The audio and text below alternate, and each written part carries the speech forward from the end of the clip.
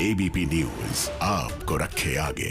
इस वक्त ये बड़ी खबर आ रही है। बड़ी खबर ओबीसी आरक्षण से जुड़ी क्रीमी लेयर पर की व्यवस्था से। ओबीसी में क्रीमी लेयर की आय सीमा बढ़ सकती है। संसद में सरकार ने लिखित में जवाब दिया है कि वो इसे बढ़ाने पर विचार कर रही है। डीएम के सांसद टीआर बालू ने सरकार से इस पर लोकसभा में जवाब मांगा था, जिसका लिखित जवाब देते हुए सरकार ने कहा है कि केंद्रीय नौकरियों में 27% आरक्षण ओबीसी को दिया जाता है। इसमें क्रीमी लेयर की व्यवस्था है। इस क्रीमी लेयर की जो आय की सीमा है 8 लाख से बढ़ाकर 12 लाख की जा सकती है।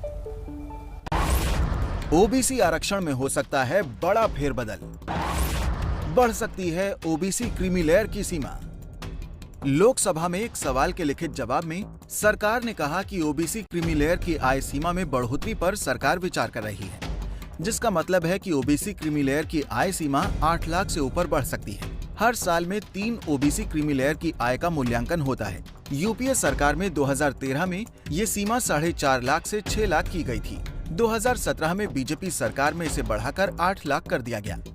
ओबीसी क्रीमी लेयर की आय सीमा बढ़ाने पर सरकार का जवाब डीएम के सांसद टीआर बालू के सवाल पर लोकसभा में सरकार ने दिया।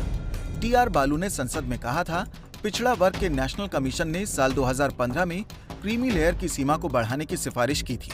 इसमें ओबीसी क्रीमी लेयर की आय सीमा 6 लाख से बढ़ाकर 15 लाख करने की सिफारिश की थी। अब इस सीमा को बढ़ाने में देरी हुई है तो इसे बढ़ाकर 25 लाख कर देना चाहिए। अब आपके मन में सवाल होगा कि ओबीसी क्रीमी लेयर की आय सीमा बढ़ने से क्या फायदा होगा। फिलहाल केंद्रीय नौकरियों में ओबीसी को 27%, एससीसी को 15%, एसटी को 7.5% और आर्थिक रूप से कमजोर जनरल को 10% आरक्षण मिलता है। अभी जिनकी आय 8 लाख रुपए से ऊपर है, उन्हें ओबीसी क्रीमी लेयर में माना जाता है। उन्हें 27% आरक्षण का फायदा नहीं मिल पाता है।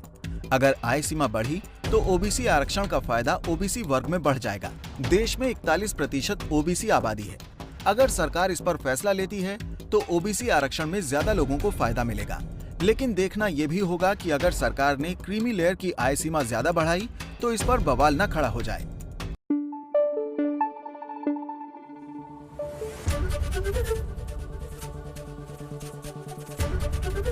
एबीपी न्यूज आपको रखे आगे।